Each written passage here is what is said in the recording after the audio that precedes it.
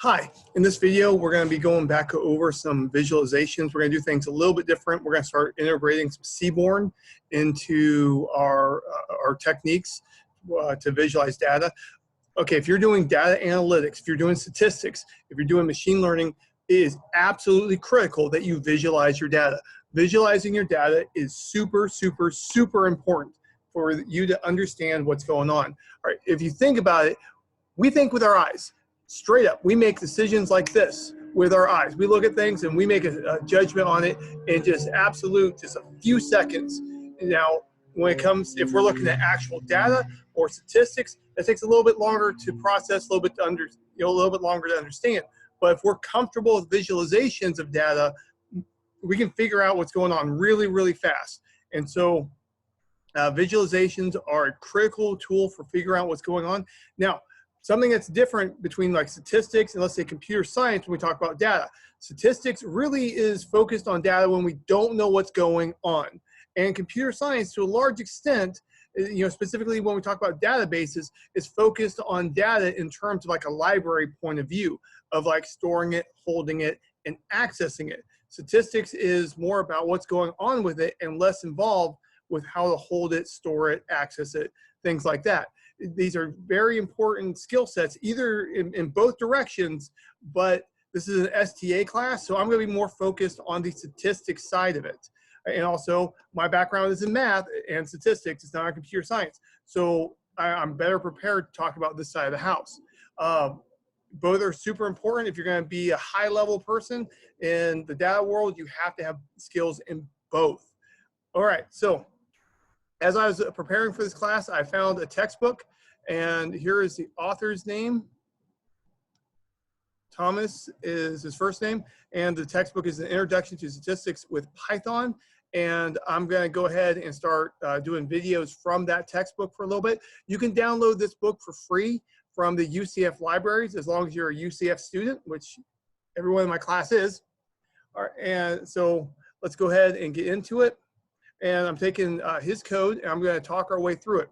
Oh, all right. I got a question from a student. A student asked me, why do I do line-by-line coding instead of doing like, running the entire file at one time?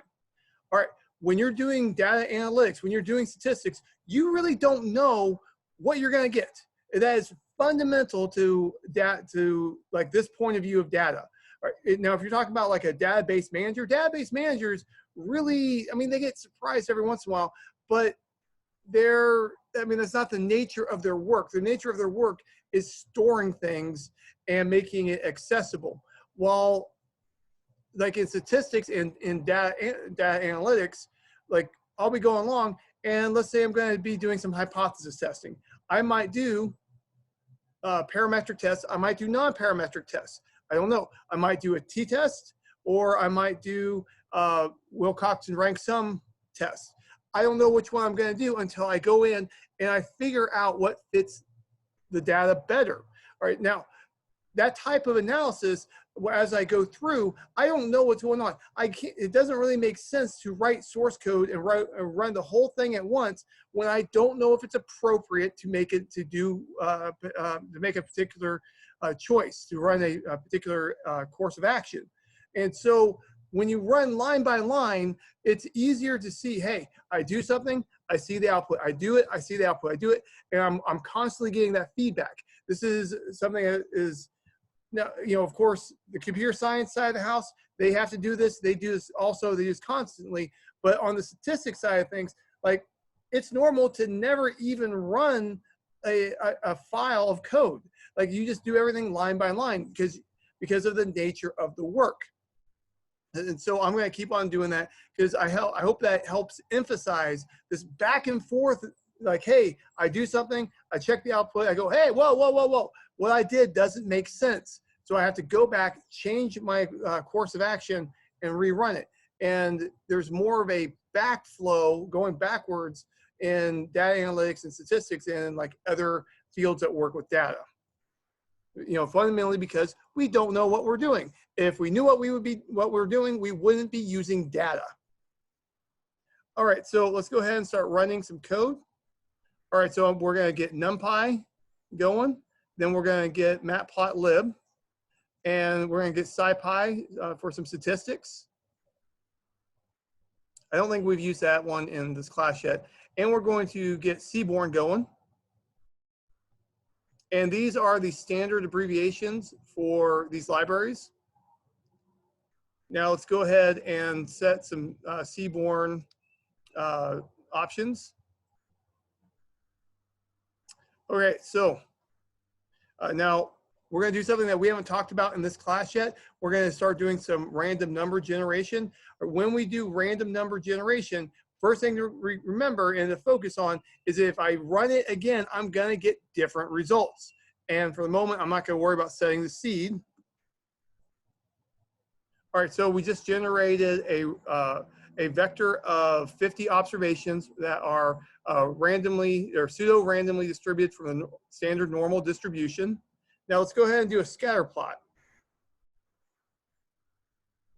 All right, so this scatter plot, what this does is in the 0 position, that is, so here 0 along the x-axis, that's the first data point in the x vector. And in the 1 along the x-axis, that is the second data point in this vector. And so basically I can see the order of, like this tells me what position the data point is in, and this tells me its actual value. And we can see it, the data is going almost from -2 to 2.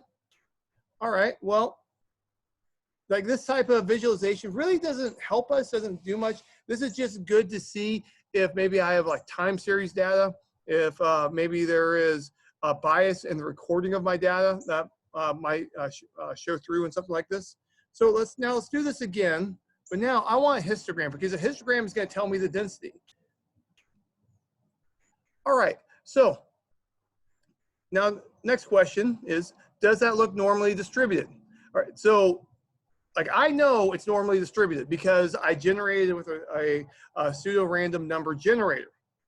Now, that looks kind of like a peak, a little bit too peaked for normal, if I think about the standard bell curve, it's a little bit more even on each side. Don't have this big old lump here. Don't have like something sticking up. But in fact, this is normally distributed. How do I know? Because I generated it that way. Let's do it again. Oh, wow, that looks very different. I mean, honestly, that could be uniformly distributed. Let's do it again. All right, so something I want you to take away from this is that if I have data and I don't have very much, like here I've got 50. Sometimes people feel like 50 is like a ton of points. It's not, unless the observations are really expensive and hard to get. The less data I have, the less it's really going to look like the distribution. And so I have to use more of like insight into how the data was collected to understand, does it fit the assumptions for the statistics that I'm going to be running? And the more data I have, the less I have to rely on understanding on under the hood aspects of the data. All right, now let's do it again, but now let's do it with 1,000 data points. All right, that looks pretty close to normal. Got a little bit sticking up here. Let's do it again. Pretty close.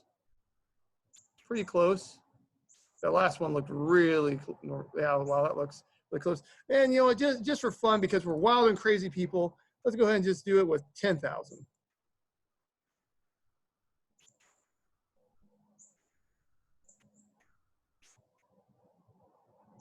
I mean, it's not moving very much. It is changing.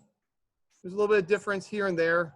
Now, you'll notice that when I have a lot more data points, the x-axis goes farther out to the left and right. That's because the more points I have, the more likely I am to have a large, the more I can expect the extremely large and extremely far to the right and extremely far to the left data points will be farther out, just because the more points I have, the more opportunities I have for the extreme points to be bigger. All right, now let's do a kernel density estimate. Now, something that we haven't talked about yet is that, when I do this, I'm going to let Python estimate what the density looks like. So previously, I did a histogram, and that histogram looked pretty close to normal, but that's not quite it.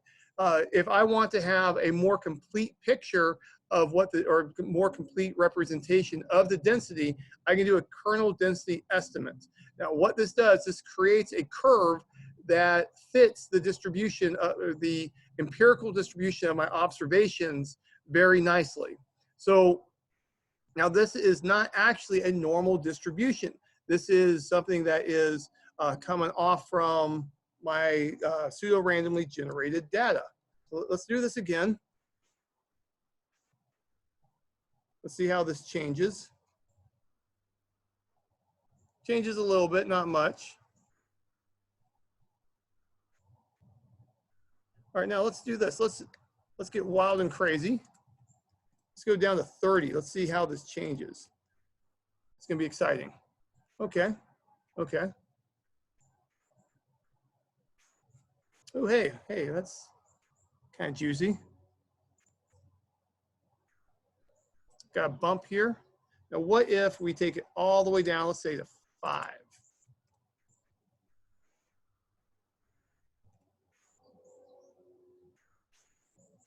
Oh, hey.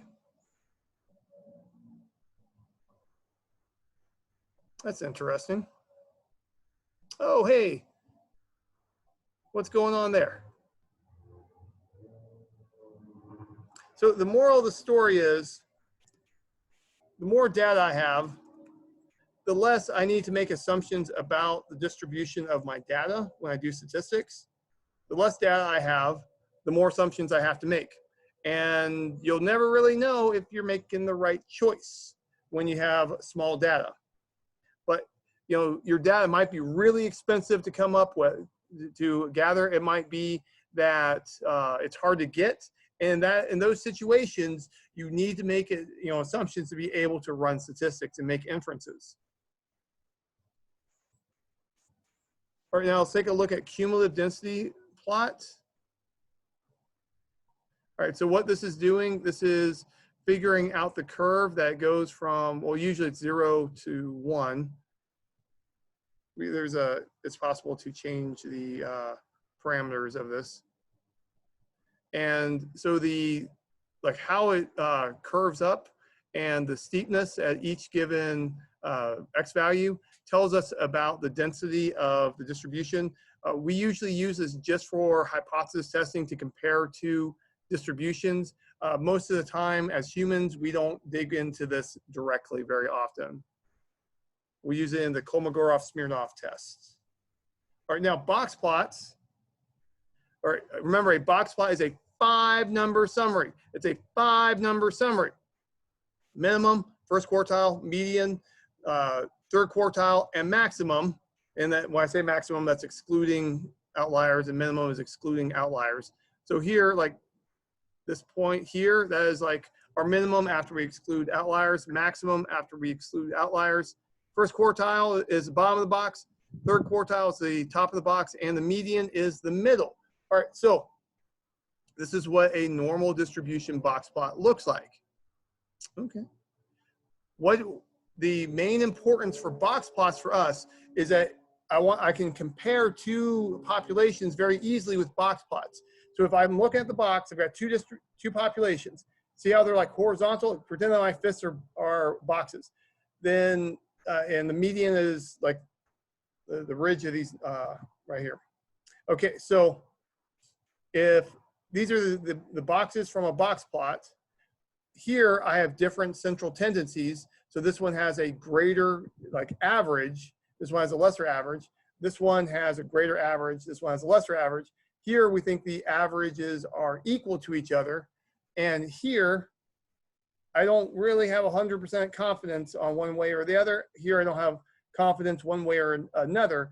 But if I see something like this, where they don't horizontally match up, I can be confident that they have different averages as long as I have enough data points to trust the visualization. All right, now, something that, so in my entire description, we're shifting vertically, and that's usually how we look at box plots most of the time in data analytics and statistics. I remember being taught this with horizontal box plots, and I can tell you that Seminole County Public Schools teaches it with horizontal box plots. The state of Florida, the standards for the algebra test has horizontal box plots. Now, the state of Florida has box plots and statistics in the algebra test. Statistics is not part of algebra. It's a completely different field of math, but the only people who care about that are mathematicians, and no one listens to us anyway. So we're just going to take a look at a horizontal box plot. And there we go. Pretty thing. Here's our median, first quartile, third quartile, and our minimum after excluding outliers, our maximum after excluding outliers. Now, error bars, the purpose of error bars is, so what's going to happen a lot of times in statistics, I'm going to get an estimate of some kind of value using data. I estimate a value. Now, that's an estimate, right? Estimates can be good. Estimates can be bad. And honestly, you never really know in statistics, because if you're doing statistics, if you're doing data analytics, you don't truly know what's going on. You're using the data to figure out what's up. All right, well, what we want to know, we want some kind of feedback when I estimate an average or a median, or I estimate some value. I want to know, how confident am I in that estimate? And that gets back into sample variance. It basically, if I have a lot of spread in my data, I have less confidence in my estimates. If I have very little spread in my data, I have more confidence. And this also considers the size of my data. The more data I have, the more confidence I have. So, and the less data I have, the less confidence I have. So let's go ahead and make a plot.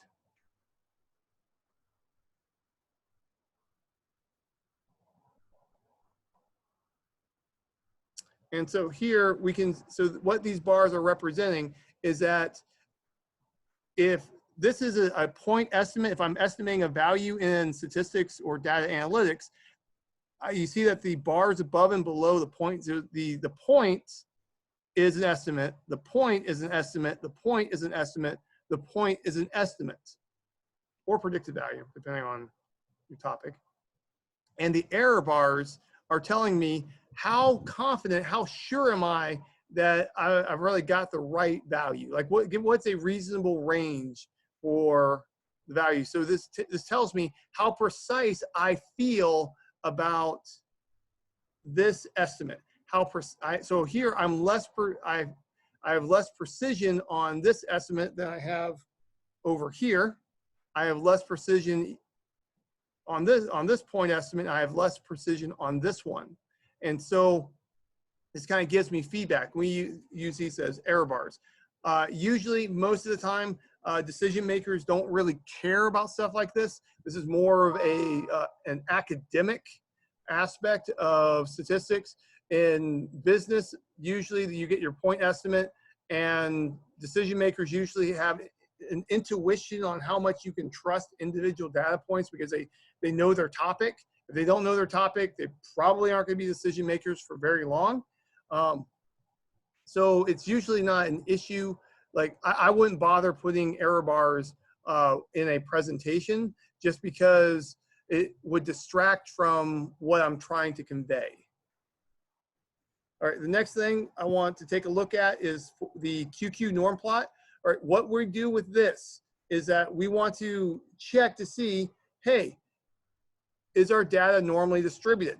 There's a whole bunch of tests in statistics that rely on normal distribution. Now, why do we call it normal distribution? Because it comes up over and over and over in theoretical statistics. And so basically, it comes in a lot of situations, normally distributed data is going to just kind of arise from what naturally happens in nature. And so because it happens so frequently and it has a whole bunch of nice theoretical properties, we like it a lot. We want that to be the distribution of our data. Well, so there's a whole bunch of uses that I can go ahead and do certain things if I have normally distributed data, but I can't trust those decision-making techniques if it's not normally distributed. So what I have to do, I have to decide, is it normally distributed before I go and make those decisions? All right, what I want to do, I'll make this plot, my QQ norm plot. If I see kind of like a line of plots sticking up here, if I see a line of plots, it's a line of points sticking down here, it's not normally distributed. If I see some points sticking up over here or some points sticking up down here, it's not normally distributed.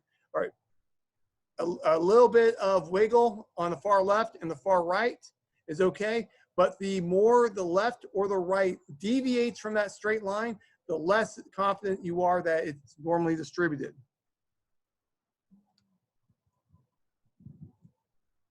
All right, so now let's go ahead and generate some a new X random variable, and now we're going to generate a Y variable. So here we're taking the X values and we are multiplying X by 1/2 and then adding 10 plus the length of X. So let's go ahead and take a look. What does that look like? And we can see that it's pretty well distributed. There is something of a line, but I can't tell what it is. See that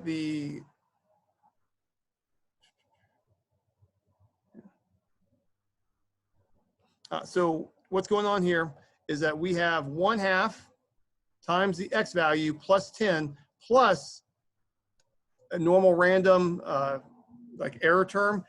So we have a random distribution, deviation from the straight line.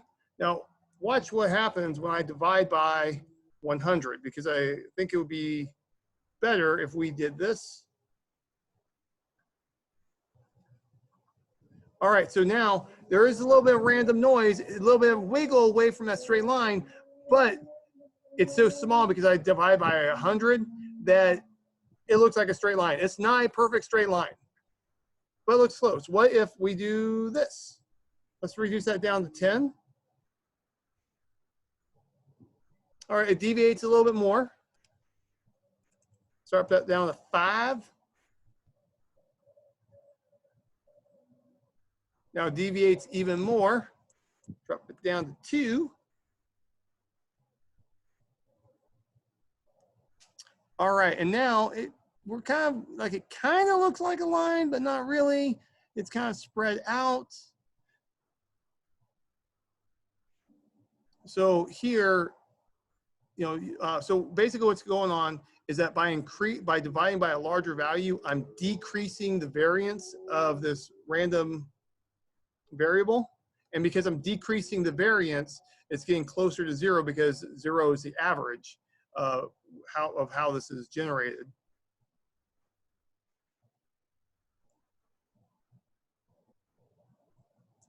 Now we can do line fitting. And so we're going to do a line fit on X and Y. All right, so now this goes through and this finds the slope and the intercept of the line that best fits this data. The line that best fit minimizes the sum of squares deviation, which is good. And let's take a look. Let's see, if we're starting at -2 and 9, and we go over, and it rises, let's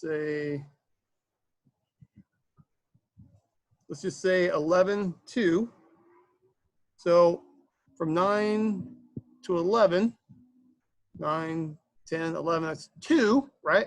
It rose by approximately 2, and the rise is 2, and the run is 4, approximately. It's a slope of 1/2. Well, is that consistent with the 1/2 that I have up here? You betcha. Now, what about my x-intercept, or my y-intercept? My y-intercept, if I come up at 0, I see that it's pretty close to 10, which is consistent with how I generated this. Now, you'll notice that if you actually got down there and you measured it really precisely, the slope is not 1/2. It's close, but it's not. The y-intercept is not 10. Why is that? Well, that's because we have some random variation kind of, messing things up. So it's not exactly 1/2 as the slope of this line. It's not exactly 10 for the intercept because there's some random deviations going on.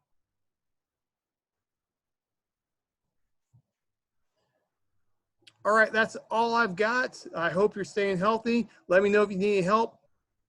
Take care and bye.